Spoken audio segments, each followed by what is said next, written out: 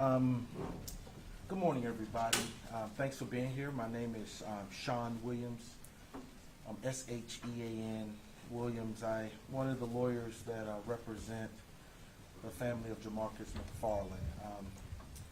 I have Sam Starks here, who is a senior attorney at the Cochran firm, as well as Dolores Hurd, who's also representing the family in this case. We're here. We talked a few weeks ago, and we talked about how tragic the loss and the death of Jamarcus McFarland was and continues to be. Well, as we've gotten into this case, the tragedy gets worse. First, I want to remind everybody that on tomorrow, Jamarcus would have turned 19. His birthday is October 8th. And we lost a young man at an early age that was clearly preventable and predictable based on what we've learned. But why this case continues to get tragic is because of what this family has to continue to deal with as relates to the people who could have prevented this incident from happening. Specifically, Champion Prep Academy. While this family was down here mourning the death of their child, grieving, trying to find out answers, the owner of the building, as well as the school, reached out to the family and asked them to set up a GoFundMe account.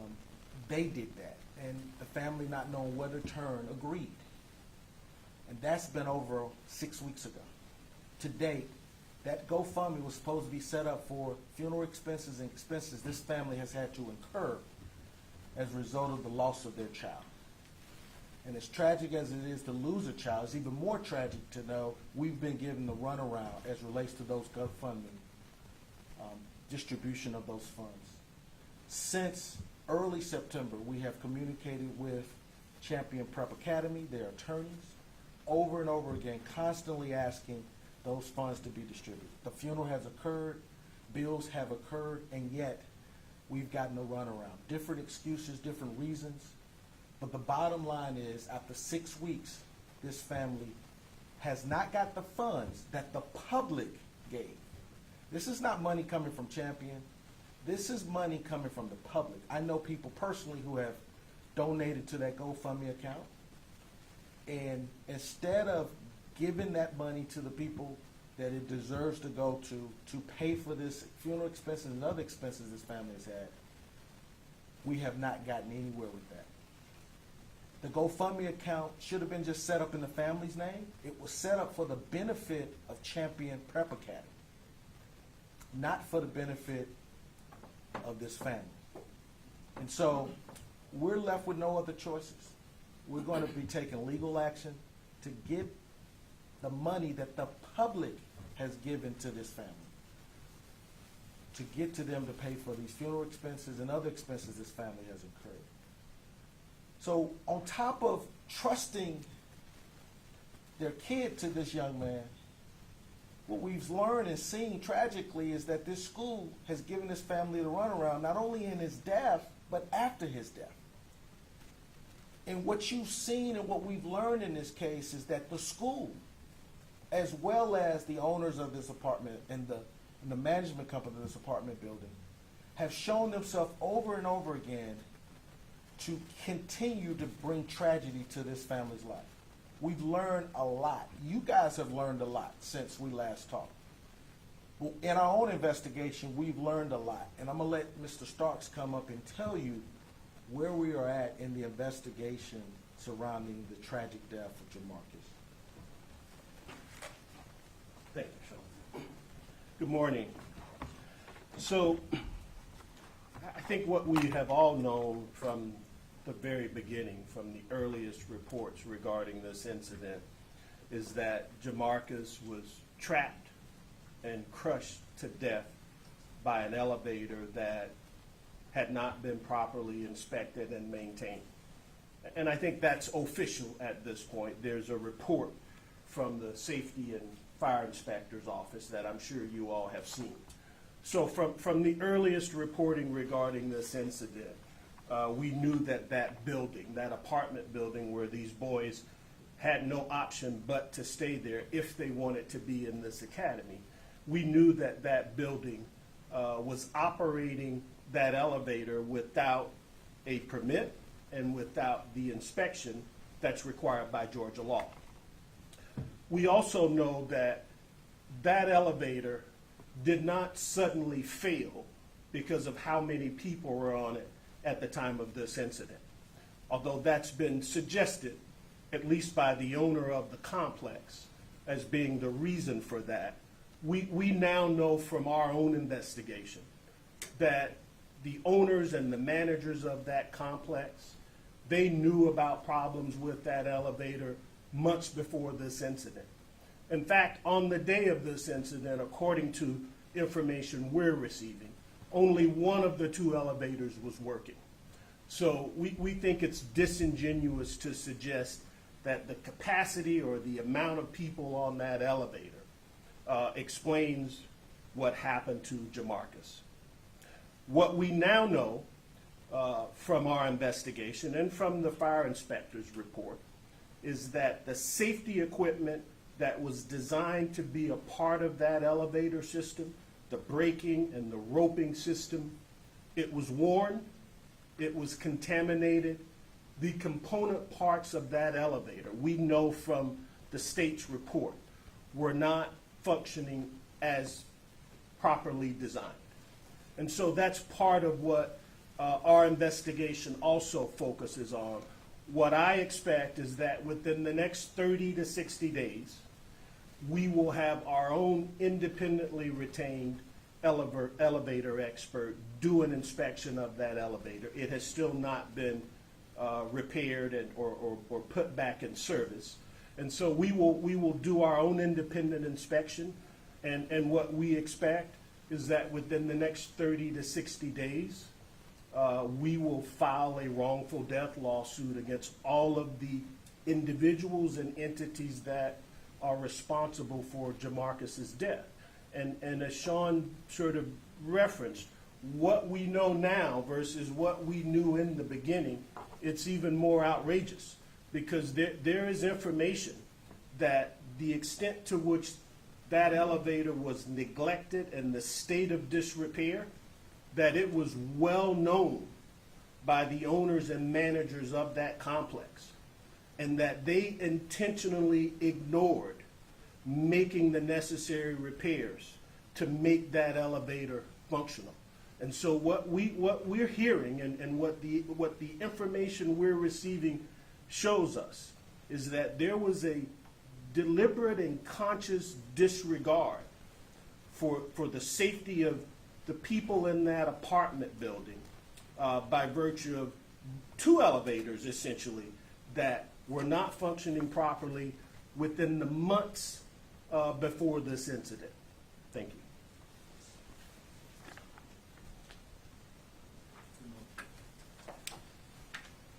Good morning. Good morning.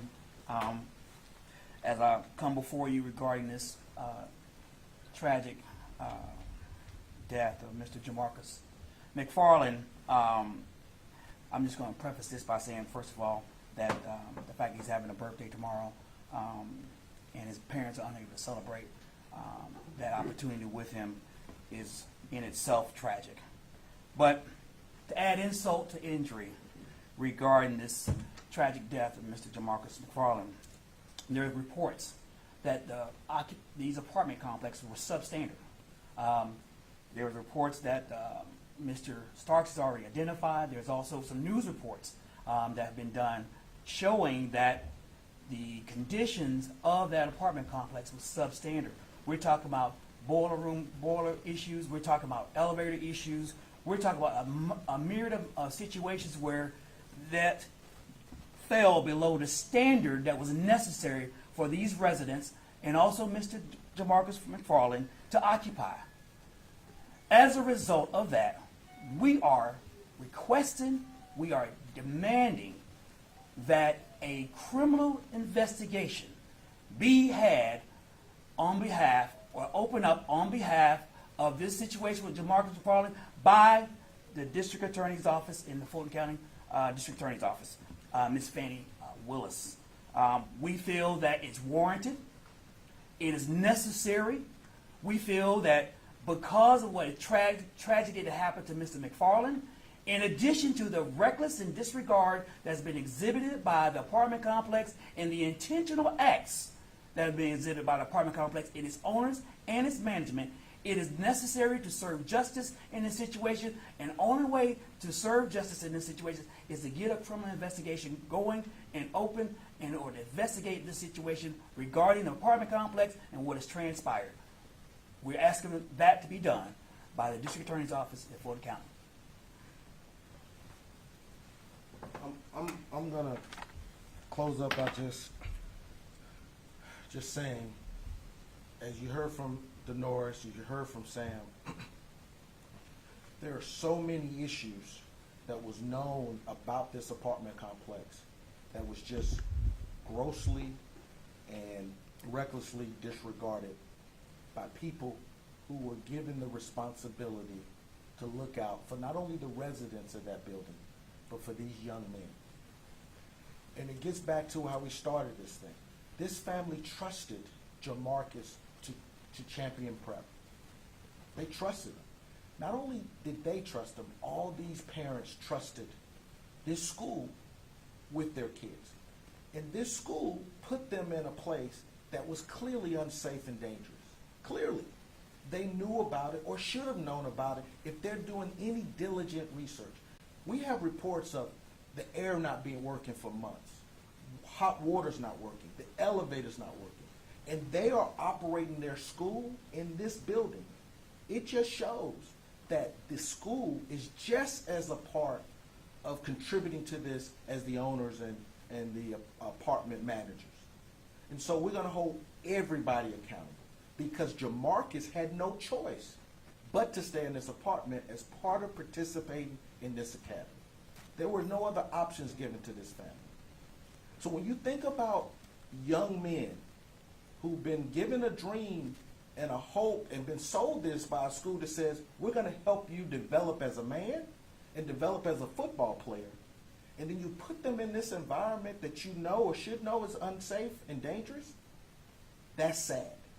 And what we've also discovered is that there are prep academies all across this state and this nation similarly set up like this. But think about it. If you got a college, it's regulated by the state. If you got high schools, it's regulated by the state.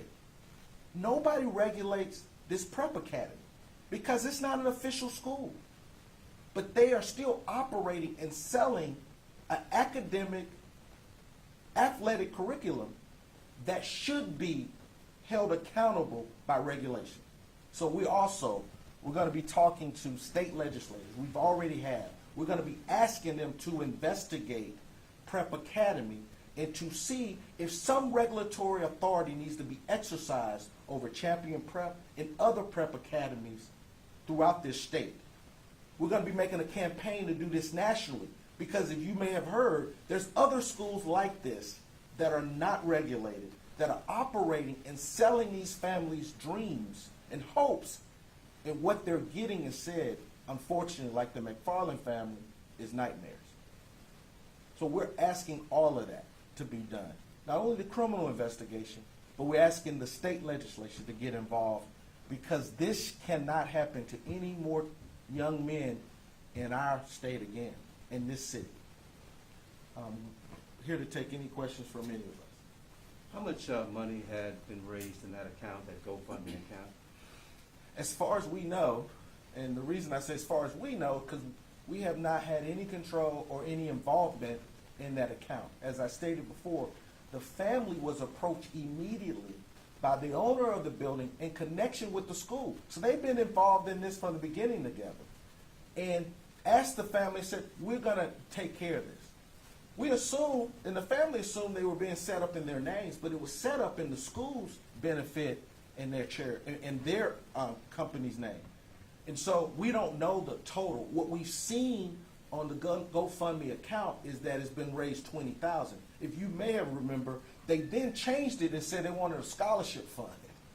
So they changed it originally from a funeral to a funeral scholarship fund, and then we objected to that.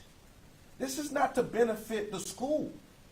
Every time, the sad thing about this, since this has happened, this school has done nothing to support this family, and instead they've tried to market themselves and promote this school with the tragic death of Jamarcus.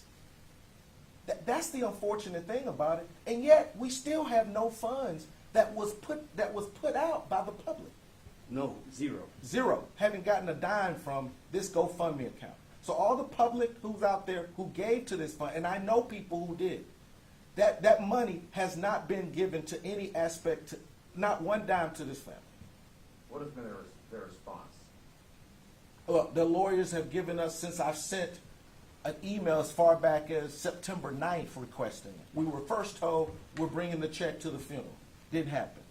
We were then told it's coming in a few days. We were then told, oh, there's another issue. You have to go and make a request to GoFundMe. Now they're telling us, oh, it's going to be another 25 days. The bottom line is the story changes. What I do know is this. This is set up over 6 weeks ago. The funeral happened weeks ago. I've been making requests since September 9th by email, and even before then to the owner of the school directly. This doesn't take that long. Everybody who's involved with GoFundMe or seen these type of campaigns know it doesn't take this long. So we have no other choice. They're telling us it's coming, but they've been telling us that for weeks. So at this point, I can't trust anything they're saying. So we're going to just have to move forward with whatever legal action to get that issue resolved. Sean, the family's response to the numerous violations and fines in that building, have they responded to you about how they felt about that? Well, their response is, if we knew that this building was unsafe and as dangerous as the state is now reporting and showing, we wouldn't have never let our son live in this place. And I've also talked to other parents who have children on that team, and they're concerned, they're scared. Now they don't have hot water over there. They don't have an AC. The elevators, neither one of them are working. And this, the whole thing is why I say, as bad as the owners in the apartment, the owners of that apartment and the management company need to be held responsible for this. Think about how these kids got here, though. None of these children know about this apartment but for the school. Every relationship in the paperwork we've seen show that when you sign up for this school, they directly put you in direct contact with the management company. You have to sign a lease agreement. You have to work with them. You have no other choices. You have kids who live in Georgia, who live within 10 miles of this building that could have stayed home, been home safe with their family. But yet, they told you're forced to go here. So, if you're going to force the kids to go here, don't you have a duty and responsibility to make sure the place you're forcing them to stay at, to operate your business at, is safe and not dangerous? So from the beginning, from the moment they asked to set up this GoFundMe, this school has been in collaboration with this apartment complex, the owner and the management. And what has happened is they should have gotten this right before any of these kids got to that building. And what's even sadder is we're finding out after the fact that they're continuing to do things that are not in the best interest of this family or those students. And to follow up on your point, the school says it had no idea that the elevators were in the condition that they were in. You just answered that question, but I'm just asking. That's what the school says. They had no idea. That just shows you how disingenuous this whole thing is. Because the school operates in the building that they're saying they didn't know the elevators didn't work in. How do you not know what's going on in the building that you're operating your daily business in? The school has classrooms up there. They meet the students up there. They're actually, some of the coaches stay there. So that's disingenuous. That's the type of response we're getting when we ask about where the GoFundMe money. It changes. But the facts don't bear, the facts and the evidence don't bear to what they're claiming is going on. Yeah. Mr. Stark said something that really sticks out. He said that the problems at that facility, at that building, were intentional and I think he said deliberate. Please correct me if I'm wrong. And that says a lot. As you said, criminal intent. You see criminal intent in all of this? Yeah.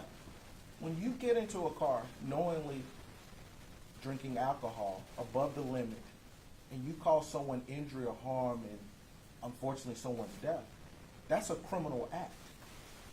When you knowingly do not get the state to inspect your elevator, which is required to operate, and you operate anyway, knowing that, and we have witnesses we've talked to, that there's issues with those elevators, not only before this happens, but the day of the incident, and you still allow that elevator to operate. Intentionally knowing these issues, that is deliberate indifference and disregard and recklessness, particularly when you have a building that has over 13, 14 floors and several people who got to operate that elevator and use it. An elevator is a common carrier. It's just like a vehicle, a bus. It's regulations and requirements that you have a duty as an owner and a manager to know about and comply with. So I totally think this is something that is right for the district attorney of Fulton County to look at. You mentioned that the school was supposed to bring a check to the funeral. Did they, you said they did not, but did they attend the funeral or owners of the property, did they attend the funeral? Yes, out of the courtesy of this family. The courtesy of this family, they said, we will welcome you and the kids to this funeral. And they told me, unsolicited, that they'll bring the check in. Didn't happen. Or did they come to the funeral? They came to the funeral. They're there when it's time to get the benefit, the photo opportunity, to let everybody know they're setting up a GoFundMe account, to be ready for Inside Edition or any media attention that has come from this. But when this family needed them before this incident happened to make sure their son was safe, they weren't there. When this happened, they couldn't get any answers. And in fact, the coaches blamed the students. They had a meeting with the students and said, it's your fault. That's what the coaches told these kids. Then after the fact, now they want to offer condolences and say, we're here to help, but haven't provided the help that they promised. And now we learn more and more as we get more in this case. From the beginning, they've been involved with this apartment complex and building for their own benefit and not for the benefit of these kids. It was the kids' fault how? What? They told them, y'all shouldn't have been on the elevator. Y'all had too many people on the elevator. But they're getting that information from the owners and managers who they're in cahoots with. Yeah, the management of the building says that they have been working to repair the problems, and in fact, they've been working with the state inspectors to repair the issues that were brought to them. So they're saying that they are not indifferent. They're doing this after someone's dead? When they knew about it before? That's the definition of the difference. That's the definition of neglect and disregard. You can't tell me you're doing something after the fact, after you got caught, to try to fix it. I will tell you this, our clients would have liked them to have done this way before way before their son and my client got to that building. So why are we doing it now? Thank you for your time, and once again, I just want to make sure we offer our prayers and condolences to this family. They're going to have they have had a difficult time, but they're going to continue, particularly tomorrow, which is Marcus's birthday. Take care.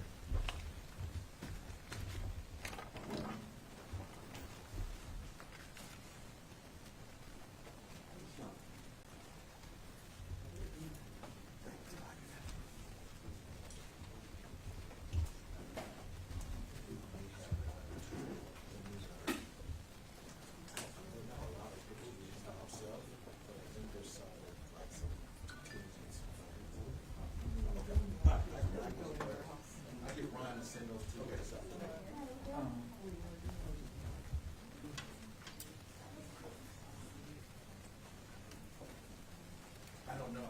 That's the problem. Why are you giving me money? Oh. Hey, she gave you some honey? T, you got honey?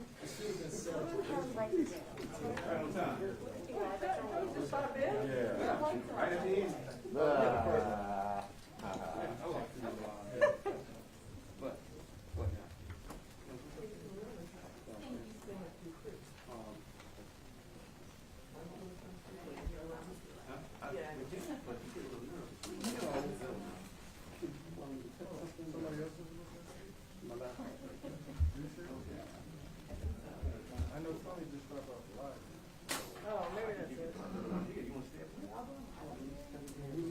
Here, yeah, here. You got a stack?